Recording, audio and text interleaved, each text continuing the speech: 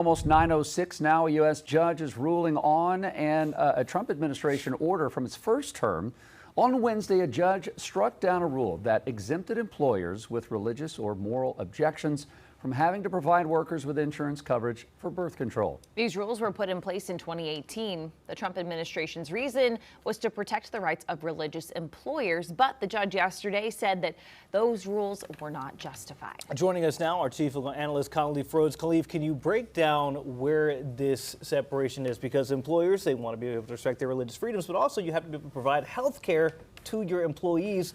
So where does this argument fall? It falls into a lot of different places. First, it touches on a number of parties. You're talking about President Obama first, right? This is the Affordable Care Act. Then you're talking about Trump 1.0, talking about allowing this exemption to take place. You had Biden, they had an opportunity to roll back this exemption. But then you had a couple of different parties. The first one is the Little Sisters of the Poor. Their case made it all the way to the Supreme Court. The Supreme Court upheld the rule on technical grounds, but didn't address it on the merits. That's how we find ourselves here right now. But I think this is going to be a hard one to argue on either side, and I think the Supreme Court needed to unpack it in 2020, and they did not. Even though I think this court has been reluctant to give the background of their opinions in the most recent this year with the number of these emergency appeals, and you had a number of the justices talking about the need to give a rationale for why they are making decisions and give an opinion. Even though you had one come out, Justice Kavanaugh, saying we don't owe the court, the public, a breakdown of how we come up with our decisions. I think when they don't give us the rationale for the decision, we get things like this happening, where it's going to be hard to make it a determination of which way we go. I believe that the Affordable Care Act would require the companies to give contraceptive and medical care treatment to their employees. This exemption, as the judge said, not just is unjustified, there's a mismatch between the scope of the exemption and the small number of employees that would be likely to need it, meaning that you've made this broad sweeping rule for maybe the 5 or 6 folks that this was applying to. So that's why the U.S. District Court judge in Philadelphia said that this was something that needed to be struck down.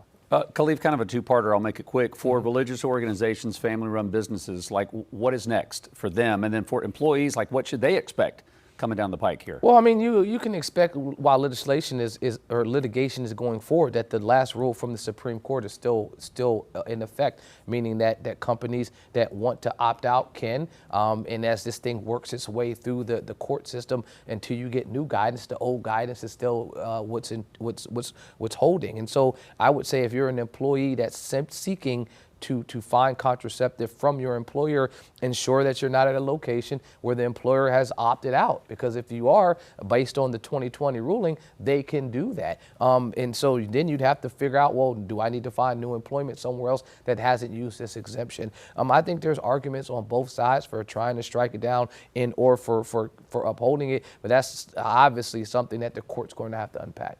And when we hear things like this, as we know, the legal process is not very quick. So employers or employees are saying, okay, I don't have to worry about this. Now, what is next if you look into the crystal ball that we always like to ask you to look into? Well, I think you got a couple things. You have that overbreadth of the government attempting to say this small pocket, again, this group, this Little Sisters of the Poor, now having something, ironically, the party that's saying they don't want nationwide injunctions got something with this case to get a nationwide implication against the Affordable Care Act. So this is one where I think that overbreadth of the exemption may be something that the court looks at. But then you'll have to balance the Affordable Care's goals of providing health care to every individual. So balancing all of those types of concerns, those administrative law concerns, the potential for discrimination, there are so many things that would say that the court should allow individuals to not be able to exempt, I should say employers, to not be able to exempt themselves out for this. However, on the other side, you have some